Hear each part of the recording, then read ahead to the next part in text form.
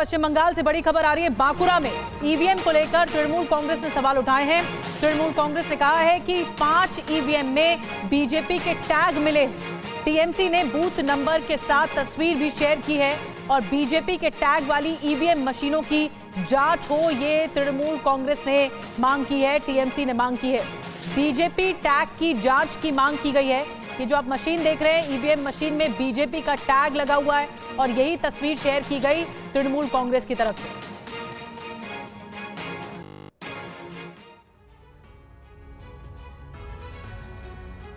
और बड़ी खबर है, मेदिनीपुर में भी बीजेपी प्रत्याशी का विरोध हुआ है। अग्निमित्रा पॉल के काफिले को रोका गया और खड़गपुर इलाके में पहुंची थी अग्निमित्रा।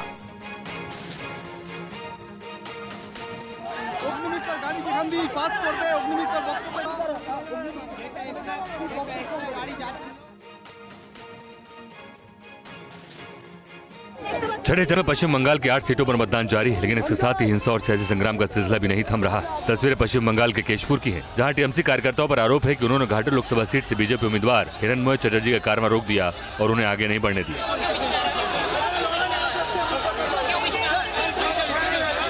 टीएमसी कार्यकर्ताओं ने आरोप लगाया कि बीती रात बीजेपी प्रत्याशी ने हिरोन इलाके में अपने लोगों को भेजा और मतदाताओं को डराने धमकाने का काम किया।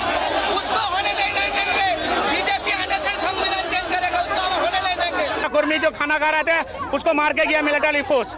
आधा सामान में साथ में था, सबको मार के गया, हाथ भी तोड़ दिया। 2 आदमी हॉस्पिटल में भर्ती है। वहीं बीजेपी उम्मीदवार ने आरोप लगाया है कि बंगाल पुलिस पूरे मामले में तमाशबीन बनी हुई है और सब कुछ पुलिस के इशारे पर हो रहा है। 144 जब है तो वहाँ पे कोई लाठी लेकर रोक सकते हैं आपको? क्या कानून है, आप बोलिए। पुलिस आई थी, पुलिस भाग के चली गई, पुलिस आके देखी और भाग के चली गई। और देश में छठे चरण का मतदान जारी है। आज राष्ट्रपति, उपराष्ट्रपति समेत कई जानी मानी हस्तियों ने वोट डाला। विदेश मंत्री एस जयशंकर को सबसे पहले अपने पोलिंग बूथ पर वोटिंग के लिए वो पहुंचे। दिल्ली में राष्ट्रपति द्रौपदी मुर्मू ने मतदान किया और देशवासियों से मतदान की अपील भी की।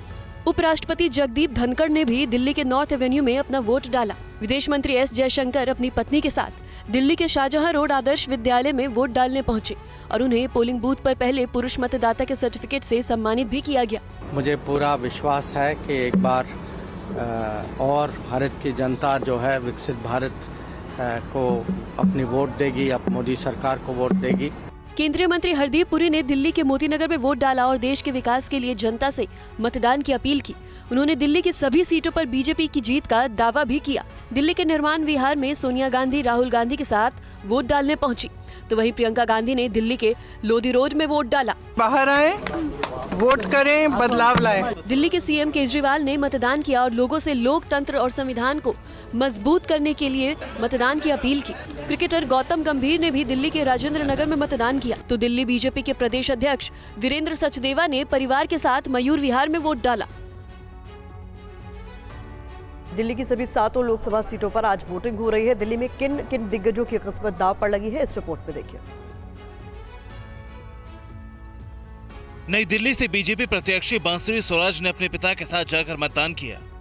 पहली बार बांसुरी कोई चुनाव लड़ रही हैं। उनका मुकाबला आप प्रत्याशी सोमनाथ भारती से है। सोमनाथ भारती नई दिल्ली के मालवीय नगर विधानसभा से 3 बार विधायक चुने गए हैं और इस बार लोकसभा चुनाव लड़ रहे हैं। वहीं उत्तर पूर्वी दिल्ली से मनोज तिवारी को बीजेपी ने तीसरी बार चुनावी दंगल में उतारा है, तो वहीं सीट से कांग्रेस ने कन्हैया कुमार को उम्मीदवार बनाकर मैदान में उतारा है। उत्तर पश्चिमी दिल्ली से बीजेपी प्रत्याशी योगेंद्र चंदोलिया का मुकाबला कांग्रेस प्रत्याशी उदित राज से है। योगेंद्र चंदोलिया का ये पहला लोकसभा चुनाव है, तो वहीं उदित राज इस सीट से पहले एक बार सांसद रह चुके हैं। पश्चिमी दिल्ली लोकसभा सीट से बीजेपी प्रत्याशी कमलजीत सहरावत का मुकाबला आम आदमी प्रत्याशी महाबल मिश्रा से है। जहां कमलजीत सहरावत का ये पहला लोकसभा चुनाव है, तो वहीं महाबल मिश्रा पश्चिमी दिल्ली से सांसद रह चुके हैं, लेकिन लोकसभा चुनावों में लगातार उन्हें 2 बार हार का सामना करना पड़ा है।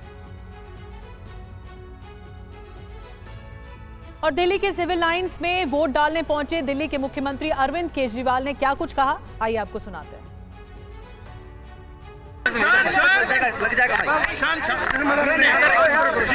पिताजी, मेरी पत्नी और मेरे दोनों बच्चे, हम लोग वोट डाल के आ रहे हैं और मेरी मम्मी आज यहाँ पर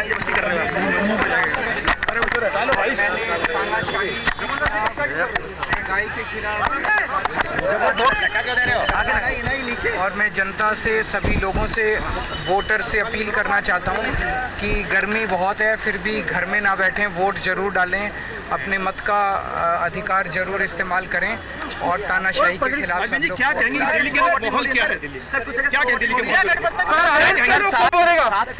मैं समझता हूँ कि बहुत भारी संख्या में लोग तानाशाही, महंगाई और बेरोजगारी के खिलाफ वोट डाल रहे हैं क्योंकि लोग बहुत त्रस्त हैं। बीजेपी प्रत्याशी बांसुरी स्वराज ने दिल्ली वासियों से विकास के लिए मतदान की अपील की है, तो वहीं कांग्रेस प्रत्याशी उदित राज ने दिल्ली की 7 सीटों पर इस बार कांग्रेस और आप की जीत का दावा किया। मैं दिल्ली की जनता से करबद्ध प्रार्थना करती हूँ कि आज गर्मी को झेलकर आइए बाहर, क्योंकि ये दिन राष्ट्र के नाम है। ये चुनाव विकसित भारत का चुनाव है, ये चुनाव एक सशक्त भारत बनाने का चुनाव है।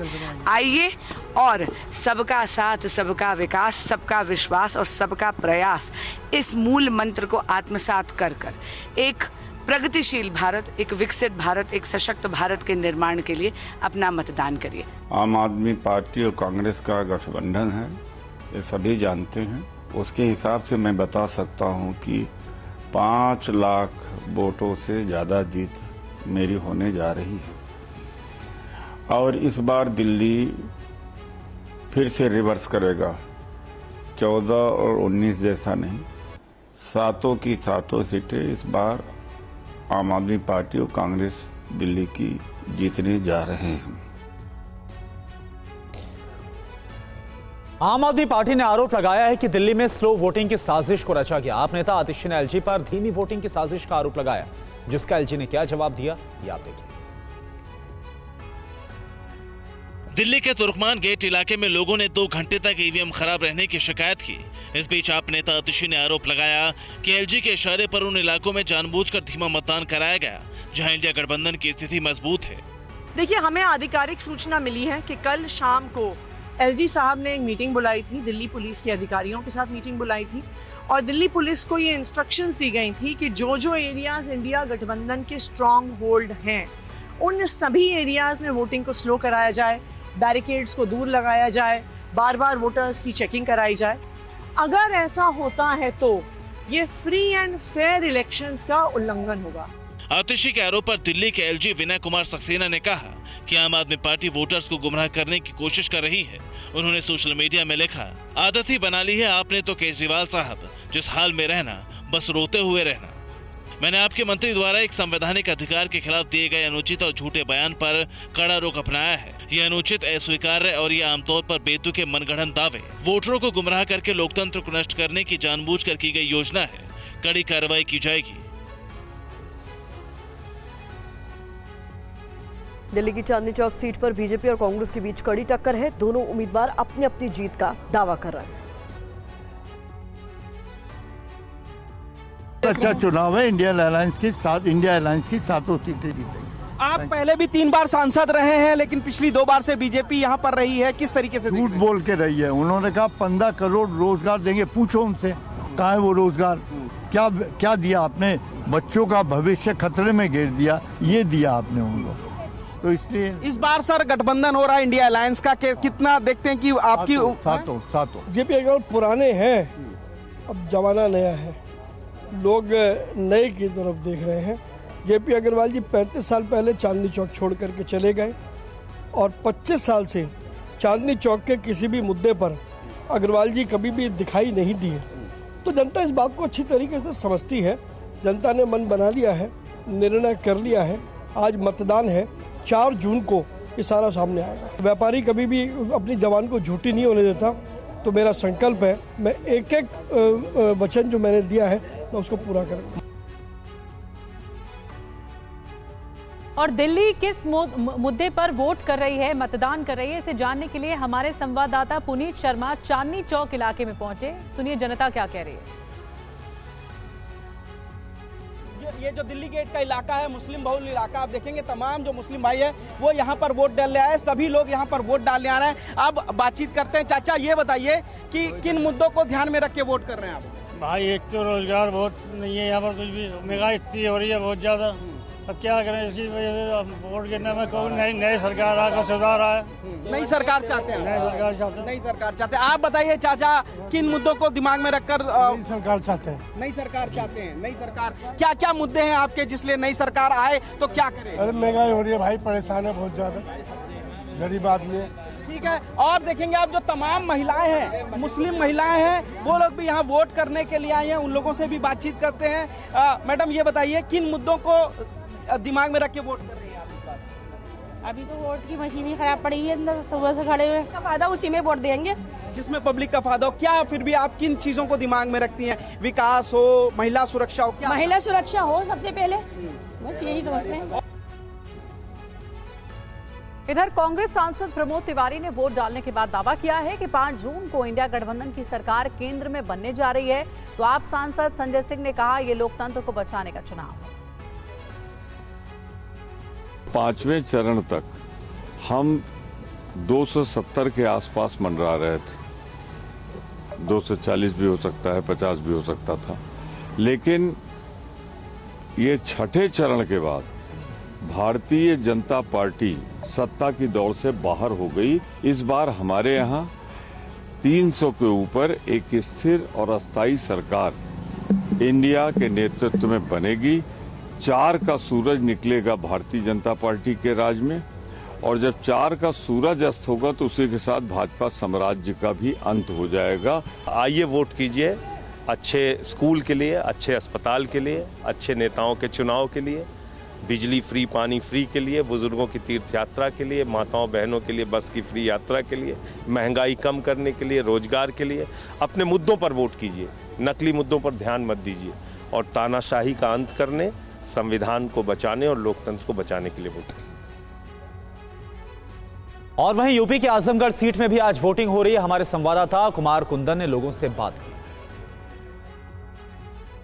एक तरफ आजमगढ़ का सियासी तापमान बढ़ रहा है, दूसरी तरफ जो मोहल्ले का तापमान है और जो गर्मी है वो धीरे धीरे बढ़ती चली जा रही है, और बड़ी कड़ी धूप है। उस धूप में भी लोग लाइन लगा के अपनी अपनी बारी का इंतजार कर रहे हैं, चाहे महिलाएं हैं चाहे पुरुष हों, सब लोग जो है एक तरीके से लाइन में लगे हुए हैं। आप एक बात बताएं, कितनी देर से हैं आप लोग लाइन में? हम लोग आधा घंटा से। पोलिंग हो रही है? पोलिंग हो रही है। अच्छा, पोलिंग आधा घंटे तक खड़े हो, आधा घंटे के 40 मिनट हो गए मुझे यहाँ पे, और 40 मिनट में आप देख लीजिए पीछे, और यहाँ पे मैं आया, और ये भीड़ यहीं रुकती है और उसके बाद यहाँ तक बहुत धीरे धीरे लाइन लग रही है। मतलब कि बहुत धीरे धीरे हो रही है। मतलब मतदान, इसको हम लोग जो है महिलाएं भी मतदान लाइन में लगी हुई है, लेकिन लाइन अंदर खींच जा नहीं रही है, बाहर से भी लोग अंदर नहीं जा रहे, और मतदान पता नहीं क्या वजह है।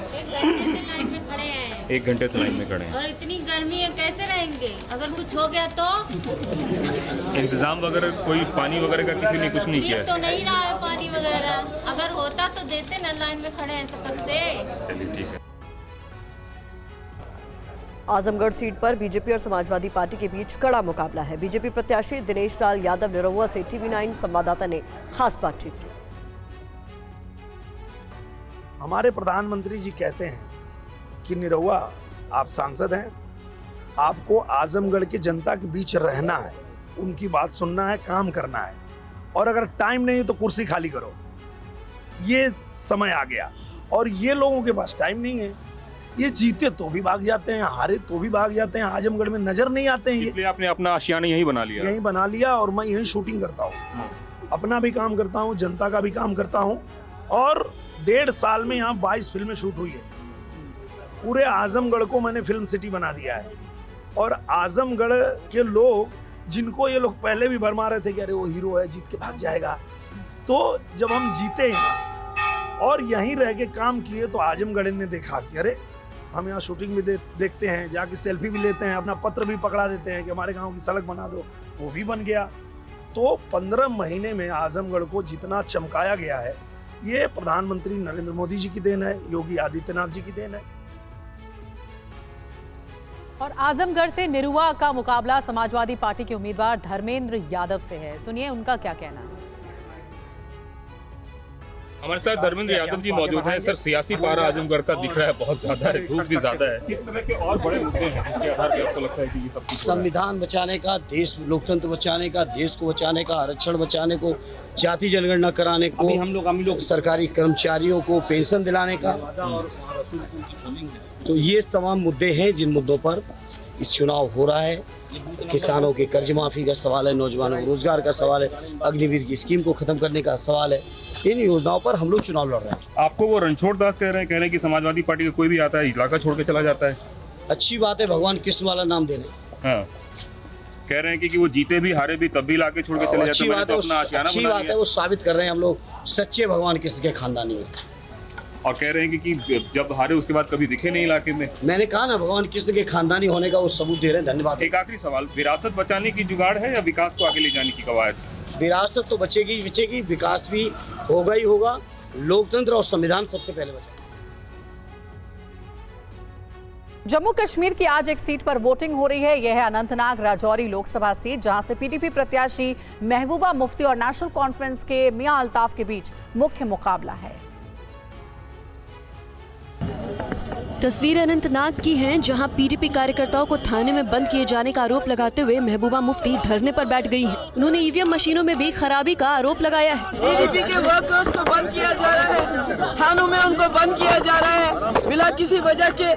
87 की रिगिंग, एसजी साहब खुद इसमें इन्वॉल्व है, यहाँ के डीजी इन्वॉल्व है, यहाँ का डीआईजी अल्ताफ खान इन्वॉल्व है, सब लोग ऊपर से लेके नीचे तक इन्वॉल्व है।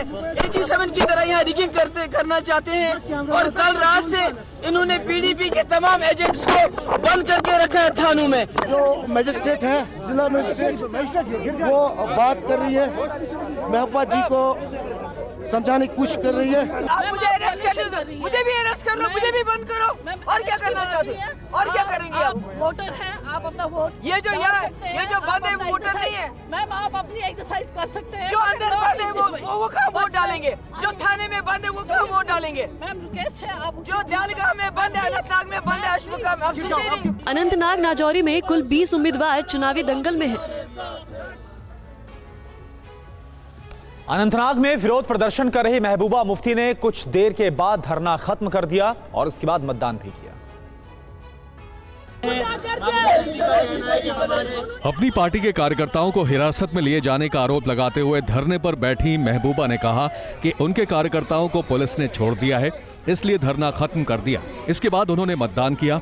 महबूबा मुफ्ती ने प्रशासन पर पक्षपात का आरोप लगाया है। यहाँ आपने माहौल बनाया हुआ, जो पीडीपी के लिए लोगों की पकड़ दकड़ आपने चालू की है, जिस तरह उनको थानों में बंद किया जाता है, जिस तरह मशीनें कई जगह खराब हो रही है, जिस तरह स्लो पोलिंग की जा रही है, इसका मतलब है कि आप 87 की तरह इलेक्शन की रिगिंग की तैयारी कर रहे हैं। वहीं मुख्य चुनाव आयुक्त राजीव कुमार ने दिल्ली में पूरे परिवार के साथ मतदान किया। राजीव कुमार अपनी पत्नी, बेटी और पिता के साथ मतदान करने पहुंचे थे। गर्वपूर्ण विषय है मेरे लिए।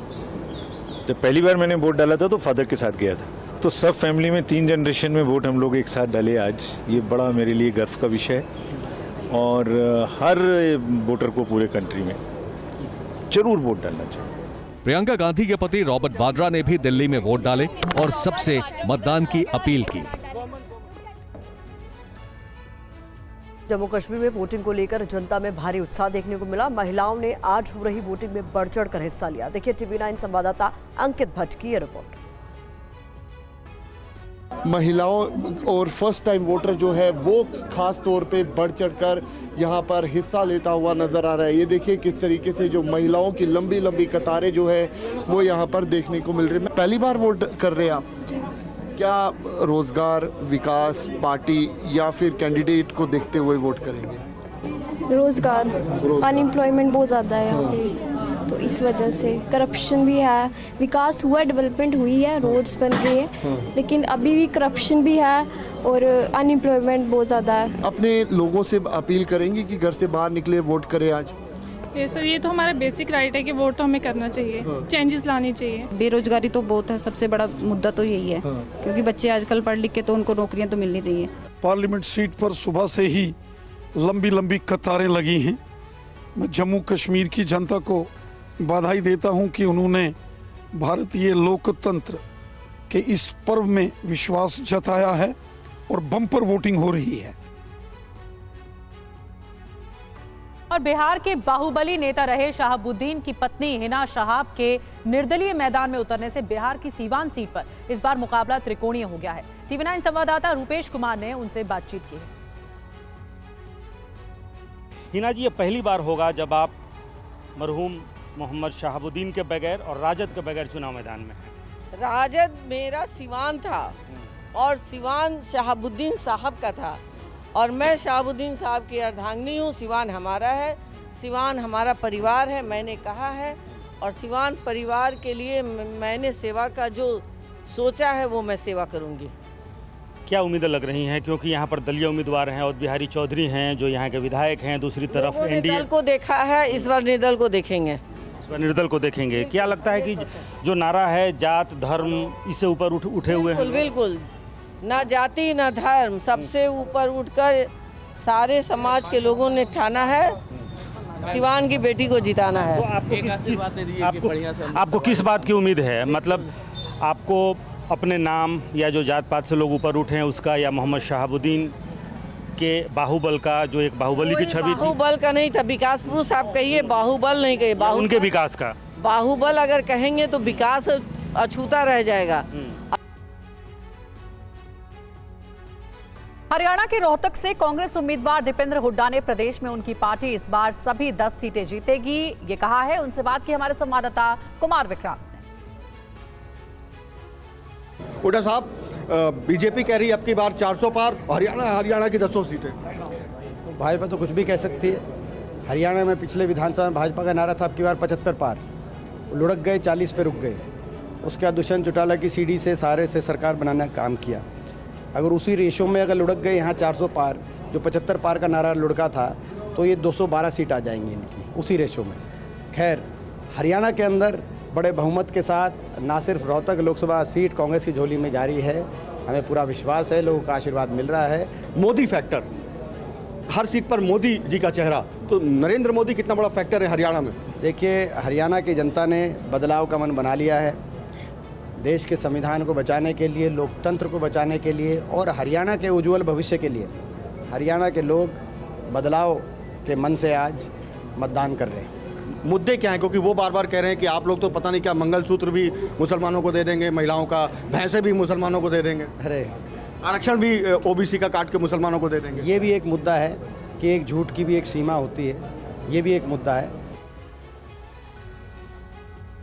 टीवी 9 से खास बातचीत में हरियाणा के पूर्व सीएम मनोहर लाल खट्टर ने भी हरियाणा की सभी सीटों पर बीजेपी उम्मीदवारों की जीत का दावा किया। हरियाणा के पूर्व मुख्यमंत्री और करनाल लोकसभा क्षेत्र से उम्मीदवार मनोहर लाल हमारे साथ मौजूद हैं। सर, कांग्रेस दावा कर रही है 10 की 10 सीटों पर आपको पटकनी देने का, क्या कहेंगे आप? देखिए, मैंने कहा ये काम जनता का है, कोई क्लेम किसी पार्टी का नहीं होता है। हर कोई अपना दावा करता है, दावा हम भी कर रहे हैं, दावा वो भी कर रहे हैं, दावा तो भी करा, जिसने एक भी नहीं जीतनी वो भी 10 करा। इसलिए ये विषय जनता का है, आप लोगों को जनता के बीच में जा करके देखना चाहिए पोलिंग कैसी हो रही है और कौन किधर वोट डाल रहे हैं। आज तो कुल मिला करके हमने सारे काम कर दिए हैं। आज उस परीक्षा के परिणाम के लिए अंक देने हैं, 400 पार पे देने हैं। बिल्कुल निश्चित रूप से 400 पार, हरियाणा की 10 की 10। अच्छा, इंडिया अलायंस गठबंधन में प्रधानमंत्री चेहरे को लेकर अभी से टकराव शुरू हो गया है। कांग्रेस कह रही है कि बड़ी पार्टी का ही पीएम होना चाहिए। मैं तो कह रहा हूँ ये स्वाभाविक है कि वहाँ पर उनके यहाँ निर्णय लेने की क्षमता ही नहीं। तो मनोहर लाल सीधे तौर पे कह रहे हैं कि सभी 10 की 10 सीटों पर जीतेंगे। 400 पार का जो नारा है उस पर भी वो कह रहे हैं कि वो जस के तस रहेंगे। उत्तर पूर्वी दिल्ली से कांग्रेस उम्मीदवार कन्हैया कुमार ने कहा कि ये चुनाव जनता का है और वही चुनाव लड़ रही है, जनता ने ही उन्हें उम्मीदवार बनाया है। कन्हैया कुमार से टीवी 9 संवाददाता पुनीत शर्मा ने बातचीत की। दिल्ली में लोकसभा चुनाव में नॉर्थ ईस्ट सीट काफ़ी ज़्यादा हॉट सीट है और उसके कांग्रेस के उम्मीदवार कन्हैया कुमार हमारे साथ मौजूद हैं। कन्हैया जी, आप काफ़ी कम समय आपको मिला मेहनत करने के लिए नॉर्थ ईस्ट में, किस तरीके का आप अपनी तरफ देखते हैं? आप अपने ओपनिंग रिमार्क में बोले कि हॉट सीट है, सातों के सातों सीट हॉट है। 45 डिग्री टेम्परेचर हो गया है, इतनी गर्मी बढ़ रही है, तो कोई एक सीट हॉट नहीं है, सब सीट हॉट है। मनोज तिवारी की बात की जाए, पिछले 2 बार से यहाँ पे चुनाव जीत चुके हैं, सांसद हैं, आपको 15 दिन लगभग मिले हैं यहाँ पर अपनी तैयारी करने के लिए। क्या लग रहा है कि जनता आपको किस तरीके से स्वीकार कर रही है? मुझे लगता है कि जनता ही चुनाव लड़ रही है। जनता ही चुनाव लड़ रही है, जनता ने ही हमको अपना मुद्दा बताया है और उन्हीं मुद्दों को जो है ना हम लोग उठा रहे हैं, उन्हीं मुद्दों को जनता के बीच में रख रहे हैं जो जनता ने बताया। मनोज तिवारी लगातार आपके ऊपर भी कटाक्ष कर रहे हैं, उनका कहना है कि उनकी जीत, गाली दे रहे हैं, गुंडा भेज रहे हैं, हमला करा रहे हैं। कोई बात नहीं है, मुस्कुराते हुए झेल लेंगे, कोई बात नहीं है। और छठे चरण के मतदान के बीच 7वें चरण के लिए धुआंधार प्रचार जारी है। प्रधानमंत्री मोदी ने आज बिहार के पाटलिपुत्र में रैली की और आरजेडी पर बड़ा वार किया है। एलईडी के बल्ब उसका जमाना चल रहा है और ये यहाँ बिहार में लालटेनियां लेकर के भी घूम रहे जी।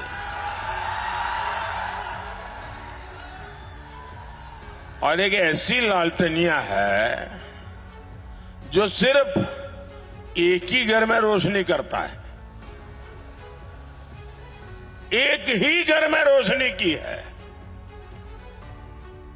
30 साल का इतिहास देख लीजिए, एक ही घर में रोशनी और चारों तरफ अंधेरा हो जाए तो हो जाए, उनके घर की रोशनी जलती रहे। इस लालटेनियों ने बिहार में अंधेरा ही अंधेरा फैलाया है। दूसरे के बेटे बेटियों के लोग पूछते तक नहीं है।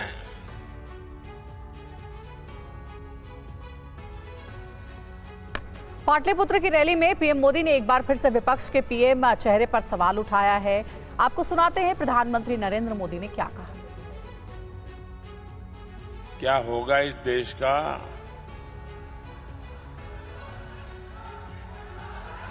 और इसके लिए दावेदार कौन कौन है? ये 5 पीएम दावेदार कौन कौन है? गांधी परिवार का बेटा, सपा वाले परिवार का बेटा, नेशनल कॉन्फ्रेंस परिवार का बेटा, एनसीपी वाले परिवार की बेटी, टीएमसी वाले परिवार का भतीजा, आप पार्टी के आका की पत्नी, नकली शिवसेना परिवार का बेटा और आरजेडी के बेटे या फिर बेटियां, ये सारे परिवारवादी मिलकर प्रधानमंत्री की कुर्सी पर म्यूजिकल चेयर खेलना चाहते हैं। वहीं केंद्रीय गृह मंत्री अमित शाह ने हिमाचल प्रदेश के हमीरपुर में रैली की और दावा किया कि 5 चरण के मतदान के बाद बीजेपी को 310 से ज्यादा सीट मिल चुकी है। 5 चरण का परिणाम जानना है क्या? देखो भाई, 5 चरण में मोदी जी 310 पार कर गए हैं, 310। और एक छठे और 7वें ने 400 पार कराकर मोदी जी को फिर से प्रधानमंत्री बनाना। तो भाइयों बहनों, 400 पार की जिम्मेदारी किस पर है? ये 7वें चरण वालों पर 400 पार की जिम्मेदारी है, याद रखना। भाइयों बहनों, हमारा तो 400 पार हो रहा है। राहुल बाबा फिर एक बार 40 के नीचे सिमट रहे हैं, 40 के। हमीरपुर लोकसभा सीट से केंद्रीय मंत्री अनुराग ठाकुर बीजेपी उम्मीदवार हैं। उन्होंने जनसभा के दौरान गृह मंत्री अमित शाह की लीडरशिप की जमकर तारीफ की। आदरणीय अमित भाई जितने अच्छे संगठक हैं, उतने ही उत्कृष्ट प्रशासक भी हैं। आदरणीय अमित भाई शाह के नेतृत्व में भारतीय जनता पार्टी दुनिया का सबसे बड़ा राजनीतिक दल बना। इसका श्रेय भी जाता है तो आदरणीय अमित भाई शाह को जाता है। पूरे देश में मोदी जी के नेतृत्व में जहां भारतीय जनता पार्टी आगे बढ़ी, संगठन की भूमिका निभाते हुए भारतीय जनता पार्टी को नई ऊंचाइयों पर ले जाने का काम किया, तो आदरणीय अमित भाई शाह ने किया। भाई और बहनों, अगर मैं कहूं भारतीय जनता पार्टी ने जो कहा वो पूरा किया, तो अगर करने में किसी ने सहयोग किया, जो प्रधानमंत्री जी ने सोचा भी था, तो धारा 370 को भी हटाया, ट्रिपल तलाक पर कानून भी बनाया, सीए का कानून भी बनाया और भव्य राम मंदिर बनाने में भी अहम भूमिका को निभाया। तो आदरणीय अमित भाई शाह जी ने। आगे बढ़ते हैं। आईसीएल फिनकॉर्प के सीएमडी केजी अनिल कुमार को बड़ी जिम्मेदारी मिली है। उन्हें लैटिन अमेरिकी कैरिबियन क्षेत्र में सद्भावना राजदूत नियुक्त किया गया है।